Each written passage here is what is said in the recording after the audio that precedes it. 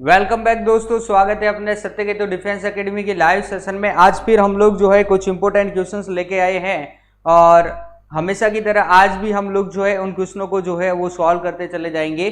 Class को start करने से पहले राजा जल्दी से जल्दी आप लोग जो है अपनी क्लास को जो है वो क्या कर दो, शेयर कर दो एंड सब्सक्राइब कर दो अपने चैनल को। राइट है, ओके। तो स्टार्ट करें हम लोग। तेज पवार, जय हिंद। आगे भाई आगे। संजय, ओके। कनय, जय हिंद। लिकेश बघेल, किशन सिंह, ओके। लिकेश बघेल, राम राम। आप सभी को मेरा राम राम और जय हिंद। चलो ठीक है भाई, जल्दी आ जाओ रे, आ जाओ जल्दी। और पहला क्वेश्चन हम लोग जो है अपन करते हैं। तो पहला क्वेश्चन तो पहले देख लो क्या है अपना फर्स्ट क्वेश्चन। पहला क्वेश्चन है कि मनुष्य में अवशेषी अंग जो होता है, ऐसा अंग जिसकी रिकॉर्ड बॉडी को है नहीं और हम चाहे तो उसको बाहर भी निकाल, कोई इफेक्ट नहीं पड़ेगा। तो ये चीज पे आओ, दूसरे बच्चों के चक्कर में हमारी बसते हो। अरे नहीं भाई $, भाई जल्दी से आंसर बताओ, इसका आंसर बताओ क्या होगा कि मनुष्य में अवशेषी अंग कौन सा है। कर्ण पल्लव, पेशिया, दांत, शुद्रांत्र और कर्ण पल्लव। तो जल्दी से बताओ क्या होगा। तेजा पवार का जो है वो सबसे पहले आंसर राइट आया है कि डी आंसर आया है। उसके बाद सौरभ नेगी का आंसर आया है। फिर ओके चलो ठीक है, ओके चलो ठीक है। आगे चले हम लोग नेक्स्ट क्वेश्चन की तरफ चलते हैं। नेक्स्ट क्या, इसी क्वेश्चन को हम लोग पहले सॉल्व करते हैं कि मनुष्य में अवशेषी अंग कौन सा है। तो प्यारे विद्यार्थियों, अवशेषी अंग क्या होता है कि ऐसे अंग जिसका हमारी बॉडी में जो है वो कोई यूटिलाइजेशन नहीं है। अगर उसको बॉडी से बाहर भी निकाल दिया जाए तो अपनी बॉडी में कोई फर्क नहीं पड़ता। इसे हम लोग क्या बोलते हैं, अवशेषी अंग। अब ये कौन कौन से वो देखो, जैसे कि अपना इसका आंसर है कर्ण पल्लव। अब ये कर्ण पल्लव क्या होते हैं, ये कर्ण पिन्नी जहां पर हम लोग जो है वो पहनते हैं ना, लुमका झुमका जो भी पहनते हैं, ये पहनने वाला जो स्थान होता है उसे बोलते हैं कर्ण पल्लव। और ये अपने शरीर का जो है अवशेषी अंग है प्यारे विद्यार्थियों। अगर मैं इसको यहां से काट दूं तो अपने इस पे जो है कान पे कोई इफेक्ट नहीं पड़ेगा। ऐसा थोड़ी है कि हम लोग मर जाएंगे, ऐसा तो नहीं होगा। आई बात। अब क्वेश्चन ये आता है कि सर हम लोग कर्ण पेशियों को भी काट दे तो इस पूरे को यहां से, इस सॉफ्टवेयर को पूरे को उड़ा दे। अरे इस सॉफ्टवेयर को उड़ा देंगे तो आपको पता है ध्वनि जो है हमारे इस कर्ण पल्लव की जो ये पेशियां होती है इनके ऊपर टकराती है और ये टकरा करके फिर ये अंदर की तरफ जाती है। आई बात समझ में। अगर इसको पूरे को काट दोगे तो ध्वनि साउंड जो है कहाँ टकराएगी, तब आपको सुनाई भी कम देगा। आई बात समझ में ना, ओके। तो ऐसा काम मत करना। तो प्यारे विद्यार्थियों, ये कर्ण पल्लव है जहां पे हम लोग झुमका झुमका जो है वो पहनते हैं, बराबर ना। अब क्वेश्चन ये आता है कि मनुष्य में और कौन सी जो है अवशेषी अंग है। तो देख लो, अपने एक सिक्कम, अपने एक बड़ी आंत्र, ठीक है ना, वर्धांत्र यानी कि बड़ी आंत जो होती है, बड़ी आंत का एक पार्ट होता है सिक्कम। और इस सिक्कम में जो है वो क्या पाया जाता है, अपेंडिक्स, अपेंडिक्स पाया जाता है। और यह अपेंडिक्स भी क्या होता है, अवशेषी अंग है। अगर मैं इसको बाहर निकाल दूं तो अपने शरीर पे कोई इफेक्ट नहीं पड़ता। एक हमारे कानों, अपने जो आंख जो होती है इसमें रेड कलर वाला जो दिखाई देता है, निमेषक झिल्ली का, निमेषक झिल्ली, ये भी जो है वो क्या होती है, अवशेषी अंग है, बराबर ना। अपने रीढ़ की हड्डी में सबसे नीचे वाली जो हड्डी होती है, जो सबसे नीचे पाई जाती है, वो भी एक प्रकार की अवशेषी अंग है। राइट है। अब कह दे कि सर ए बाल जो है ए कई काम हो, ये नहीं काटन रख दो, नहीं ए भी तो अवशेषी अंग है। अरे भाई ऐसा नहीं होता है, ये अवशेषी अंग नहीं है, बराबर ना। क्योंकि बाल जो होती है ना वो हमारे हेड की सुरक्षा करती है, सर्दी और गर्मी दोनों में भी। सर्दियों में तो इस जो है खोपड़ी की हमारी सुरक्षा करती है, खोपड़ी हमारी गर्म रहती है। गर्मियों में जो है सूर्य का डायरेक्ट प्रकाश जो है खोपड़ी के ऊपर नहीं पड़ता, बराबर ना। तो ये चीज जो है वो आप लोग ध्यान से रख लेना, बराबर। आगे चलते हैं हम लोग नेक्स्ट क्वेश्चन की तरफ चलते हैं।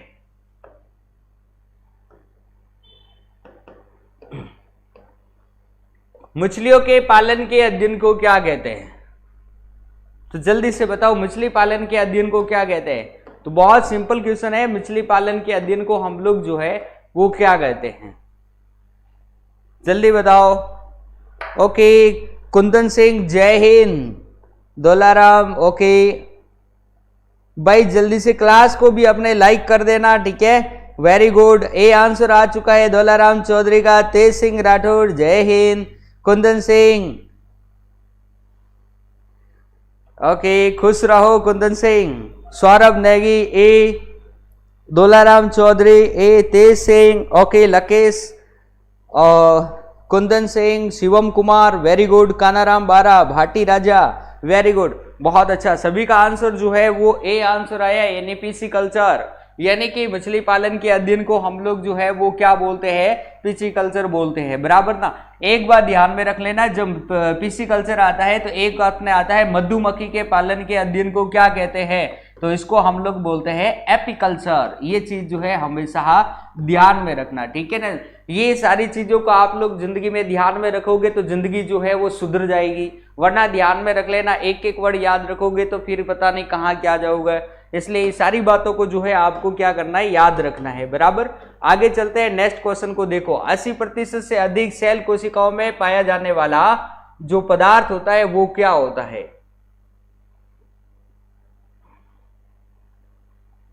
ओके यस, चलो ठीक है।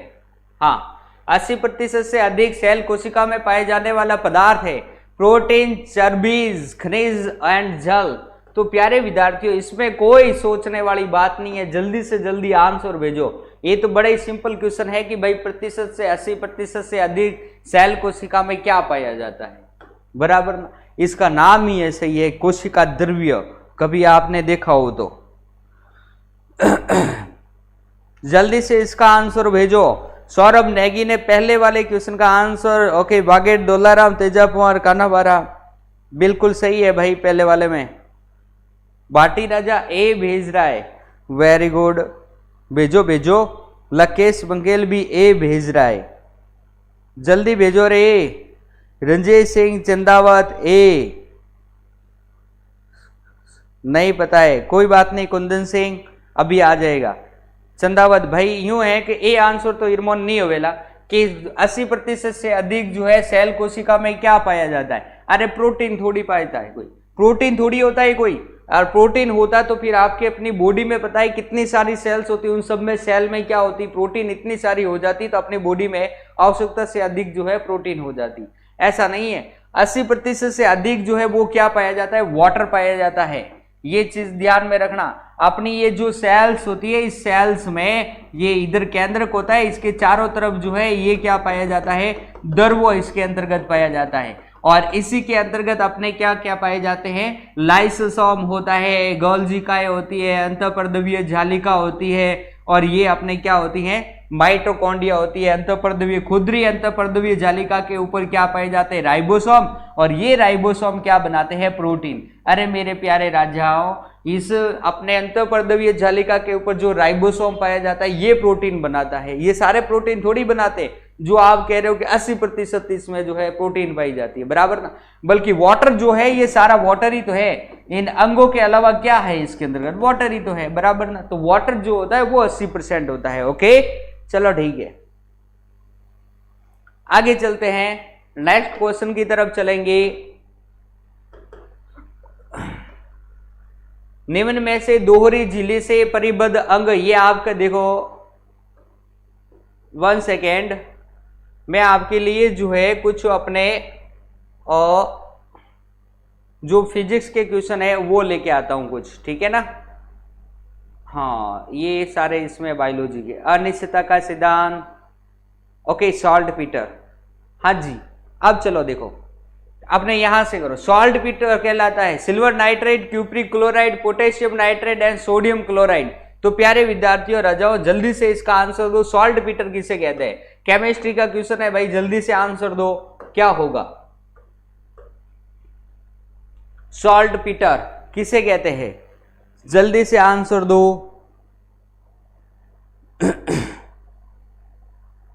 बी दौलाराम चौधरी का A answer, Kishan Singh C answer, okay.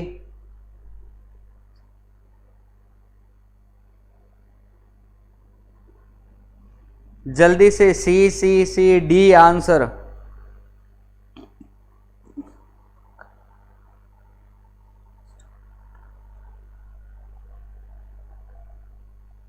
जल्दी से आंसर दो रे भाई कि सॉल्ट पीटर जो है वो किसे कहते हैं? Silver nitrate. कुंदन सिंह जल्दी बता।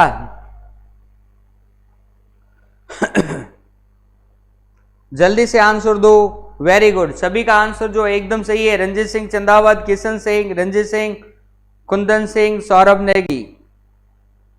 सी आंसर पोटेशियम नाइट्रेट, इसको हम लोग जो है क्या बोलते हैं? अपने सॉल्ट पीटर बोलते हैं। ध्यान में रख लेना, सिल्वर नाइट्रेट जो होता है इसको हम लोग सॉल्ट पीटर जो है वो नहीं बोलते हैं।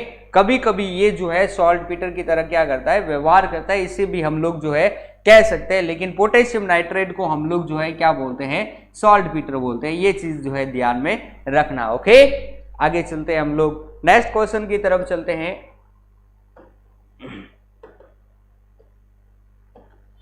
तो स्टील में विशेषता प्रदान करने के लिए उसमें धातु मिलाई जाती है। तो भाई जल्दी से बताओ, ये बहुत अच्छा क्वेश्चन है कि स्टील में जो है विशेषता प्रदान करने के लिए उसमें धातु मिलाई जाती है। तो धातु कौन सी मिलाई जाती है स्टील में? जल्दी से बताओ कौन सी धातु होती है? जल्दी से बताओ कौन सी धातु होती है? निकल, टंगस्टन, मैग्नीज या उपरोक्त सभी? कौन सी धातु होती है? सॉल्ट, इंडियन सॉल्ट पीटर भी बोलते हैं। हाँ जी बिल्कुल बोलते हैं। वेगार्ड, यस, शिवम, डी आंसर, बहुत अच्छा, very good, D answer. Bhati Raja A answer कैसे दे रहा है? डी आंसर होगा। प्यारे विद्यार्थियों, इसका आंसर जो है वो क्या होगा? डी आंसर होगा। बहुत अच्छा, डी आंसर होगा। यानी कि उपरोक्त सभी, यानी कि स्टेनलेस स्टील बनाने के लिए प्यारे विद्यार्थियों सॉरी, स्टेनलेस स्टील बनाने के लिए हम लोग जो है निकल, टंगस्टन और मैग्नीशियम, इन तीनों की रिक्वायरमेंट होती है। अब क्वेश्चन आता है कि इसका क्या यूज है? भाई ये तीनों ही लेकर के लोहा, एक इसके इन तीनों के साथ में अपने क्या होता है? लोहा भी होता है, बराबर ना? ये चीज भी ध्यान में रखना है। तो ये क्या होता है कि लोहे को जंग से बचाने के लिए लोहे के साथ में ये सब मिलाते हैं तब, और ये सब जब मिलाते हैं तो इसको अब लोहा ना बोल करके हम लोग क्या बोलते हैं? स्टील बोलते हैं। आई बात समझ में? तो ये यानी स्टील जो होता है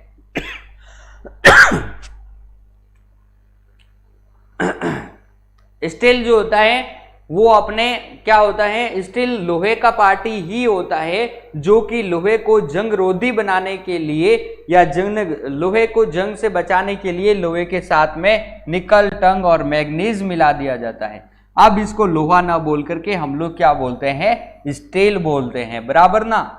ओके।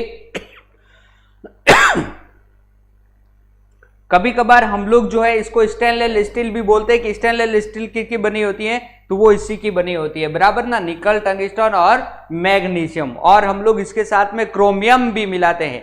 ये भी चीज ध्यान में रखना। ओके प्यारे विद्यार्थियों, जल्दी से आंसर दो नेक्स्ट क्वेश्चन का।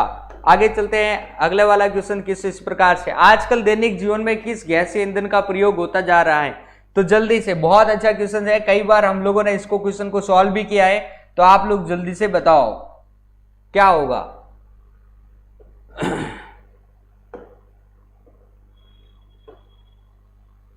जल्दी से बताओ क्या होगा? बहुत अच्छा, सभी का आंसर एकदम सही है।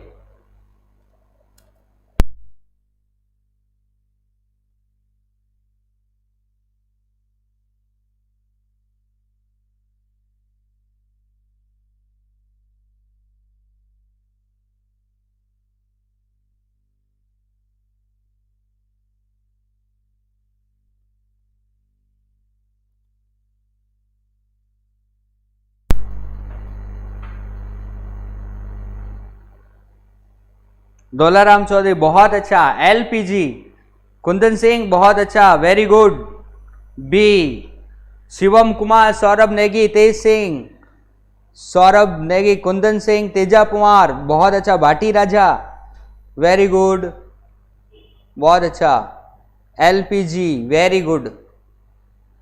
ओके, बी आंसर आ रहा है, वेरी गुड। बस इसमें तो कुछ अपने सोचने लायक है ही नहीं कि भाई आजकल दैनिक जीवन में जो है किस गैसीय ईंधन का उपयोग किया जाता है। तो सीधी सी बात है, किस गैसीय ईंधन का उपयोग करेंगे हम लोग? तो तो अपने एग्जाम में भाप इंजन यानी कि अपने द्रवित पेट्रोलियम गैस, इसका उपयोग हम लोग जो है एलपीजी जिसको हम लोग बोलते हैं, इसका उपयोग अपने रसोई घर में किया जाता है। भाप अंगार गैस क्या होती है राजाओं? तो भाप अंगार गैस जो होती है, एक हमारे पास में कार्बन मोनोऑक्साइड और एक होती है हाइड्रोजन, ये दोनों मिलकर के जो है किसका निर्माण करती है? तो भाप अंगार गैस का निर्माण करती है। वायु अंगार गैस किसका मिश्रण होती है? तो कार्बन मोनोऑक्साइड प्लस नाइट्रोजन का मिश्रण होती है, राइट है, ओके। और तो इन सभी को जो है आप लोग क्या करना है, कंटिन्यू याद रखना है कि भाप अंगार क्या होता है, द्रवित पेट्रोलियम क्या होता है, वायु अंगार क्या होता है, कॉल गैस क्या होती है, ये सब कुछ मैंने जो है फ्यूल में बता रखा है बहुत अच्छी तरीके से। और इसके बारे में अधिक तरह जानना चाहते हो तो अपने YouTube channel Satyaketu defence academy के प्ले लिस्ट में जाओगे ना, तो वहां पे अपने साइंस के मिलेंगे सारे वीडियो, उसमें आप देखोगे तो बहुत अच्छी तरीके से आपको समझ में आएगा, ओके। आगे चलते हैं, नेक्स्ट क्वेश्चन की तरफ चलते हैं। अगला क्वेश्चन हमारा जो है कुछ इस प्रकार से है, देखो, दूध को मथने से इनमें से क्रीम अलग हो जाता है क्योंकि अपकेंद्रीय बल के कारण, अभिकेंद्रीय बल के कारण, गुरुत्वाकर्षण बल के कारण एंड त्वरण के कारण। तो जल्दी से बताओ इसका आंसर क्या होगा भाई? कल एक शिवम कुमार का एक अपने शिवम कुमार ने भेजा था कि भाई है ना कि सर आप लोग फिजिक्स के क्वेश्चन है ना क्यों नहीं डालते हो? अरे राजा 5 क्वेश्चन जो होते हैं बायोलॉजी के होते हैं, 5 फिजिक्स के होते हैं और 5 केमिस्ट्री के होते हैं। पेपर 15 क्वेश्चन का बना हुआ है और 15 सभी के 5-5 डाले हुए हैं, इसलिए टेंशन मत ले, ठीक है ना, ओके। चलो ठीक है, वेरी गुड, जल्दी से आंसर दो, बहुत अच्छा, सभी का आंसर सही है एकदम। अब मैं जो है तो पानी पी लेता हूं, फिर अपने आगे चलते हैं जल्दी। वेरी गुड, बहुत अच्छा, बहुत अच्छा, वेरी गुड, सभी के आंसर राइट आ रहे हैं।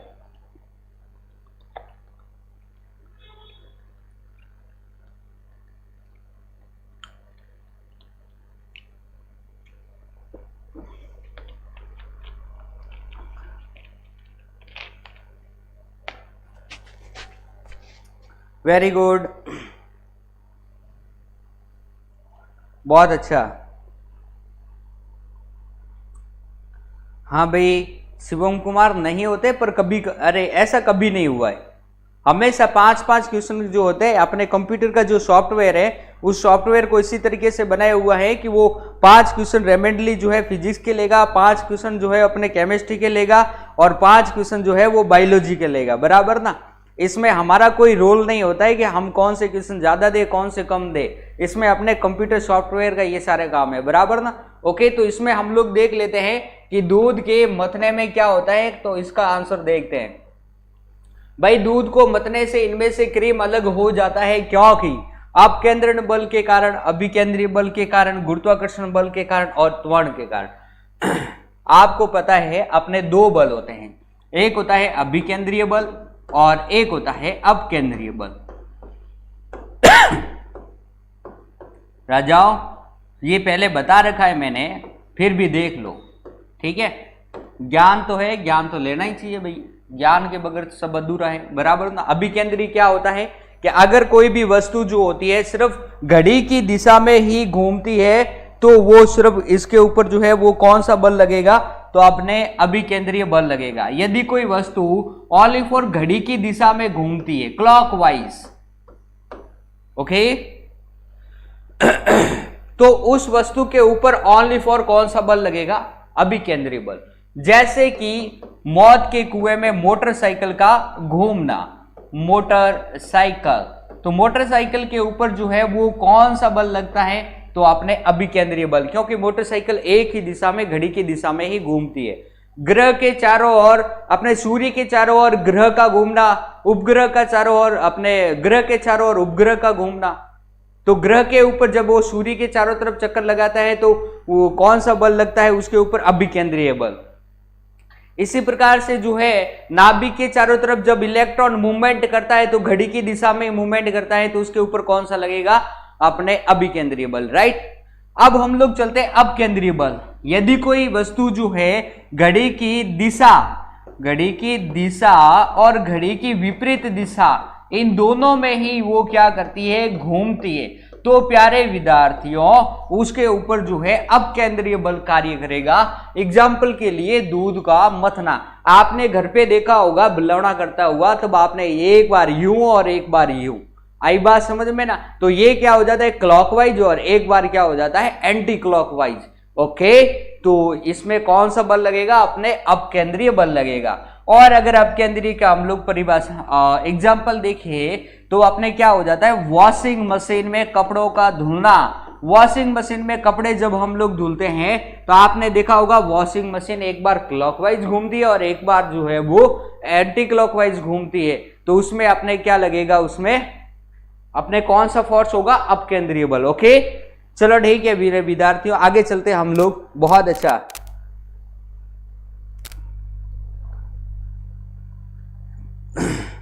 चलो आगे चलते हैं हम लोग, नेक्स्ट क्वेश्चन की तरफ चलते हैं। आगे इस प्रकार से सापेक्षता का सिद्धांत जो है वो किसने दिया था, जल्दी से बताओ। सापेक्षता का सिद्धांत जो है वो किसने दिया था, सापेक्षता का सिद्धांत न्यूटन ने दिया था, पास्कल ने दिया था, आइंस्टीन ने दिया था या फिर आर्किमिडीज ने दिया था। हाँ भाई, हाँ कुंदन सिंह, अरे अब जो क्वेश्चन आ रहा है पहले उसका आंसर दे दो, ठीक है। जल्दी से प्लीज, जल्दी से जल्दी रिप्लाई दो। हाँ जी, very good. Vagad, okay very good. वगेट Jay Singh, okay. Shivam Kumar, Dolaram, Teja Kumar, very good. Okay, Saurabh Negi, Teja Kumar, Kanaram बारा, वेरी गुड, बहुत अच्छा। @अवी, गुलाब बना, तनवर, वेरी गुड। ओके, बहुत अच्छा।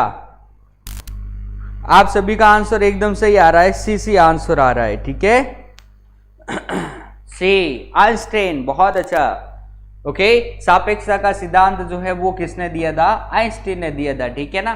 प्यारे विद्यार्थियों, पास्कल जो होता है वो अपने क्या होता है, दाब का मात्रक होता है, ठीक है ना, दाब का मात्रक होता है। और क्या होता है, पी बराबर क्या होता है, अपने एकांक क्षेत्रफल पर लगने वाले बल को हम लोग जो है वो क्या बोलते हैं, दाब, यानी कि न्यूटन अपॉन मीटर स्क्वायर। इसको हम लोग जो है वो क्या बोलते हैं, पास्कल बोलते हैं। And 1 Pascal is equal to अपने पास में, या फिर हम लोग जो है, ओके, बात समझ में आ गई ना। तो ये चीज जो है ध्यान में रखनी है। ओके,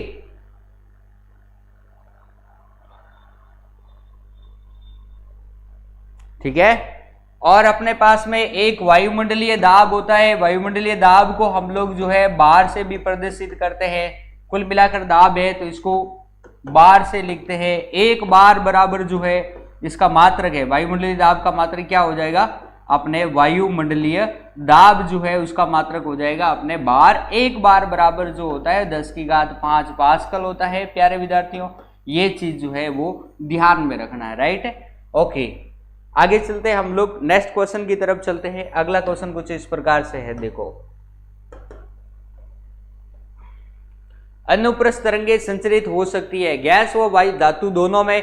जल्दी से मुझे इसका आंसर कमेंट करके बताओ। बहुत अच्छा क्वेश्चन है, बहुत अच्छा क्वेश्चन है। थोड़ा सोच के आंसर दो इसका, क्या होगा।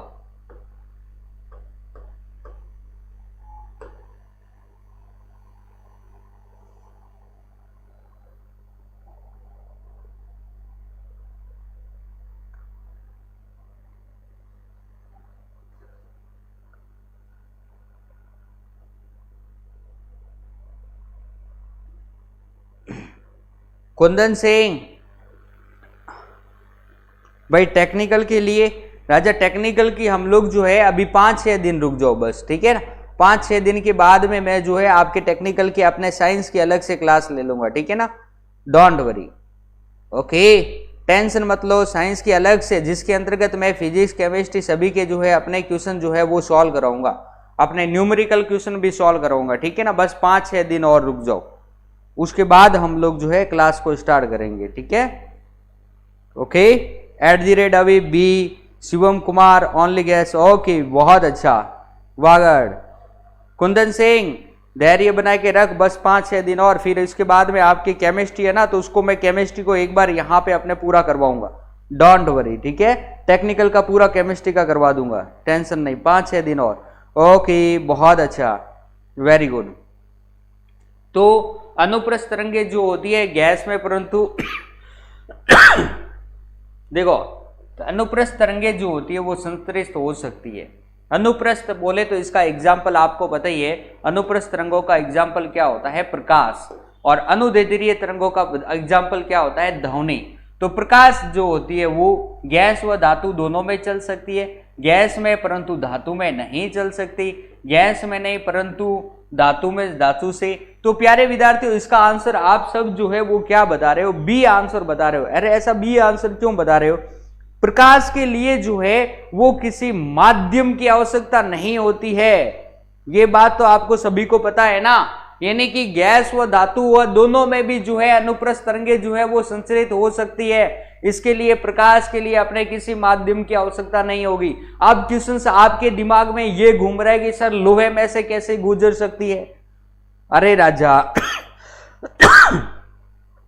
जरूरी नहीं है कि भाई लोहा ही है, भाई धातु तो हम लोग पारा को भी बोलता है, पारा भी जो है एक लिक्विड फॉर्म में पाया जाता है, तो उसमें से भी गुजर सकता है प्रकाश। तो पाए चाहे बोले वो पारभासी के रूप में भी चलो, मतलब कि थोड़ा सा भी प्रकाश, लेकिन प्रकाश तो जाती है ना वो। ओके, तो प्रकाश का संचरण हम लोग कहेंगे गैस व धातु दोनों में ही होगा, बराबर। चलो ठीक है, ओके आगे चलते हैं हम लोग, नेक्स्ट क्वेश्चन की तरफ चलते हैं। आगे अपना क्वेश्चन कुछ इस प्रकार से होगा। चलो, कौन सा लेंस जो है मायोपिया को दूर करता है, तो जल्दी से इसका आंसर भेजो। मायोपिया, मायोपिया, मायोपिया बोले तो निकट दृष्टि दोष।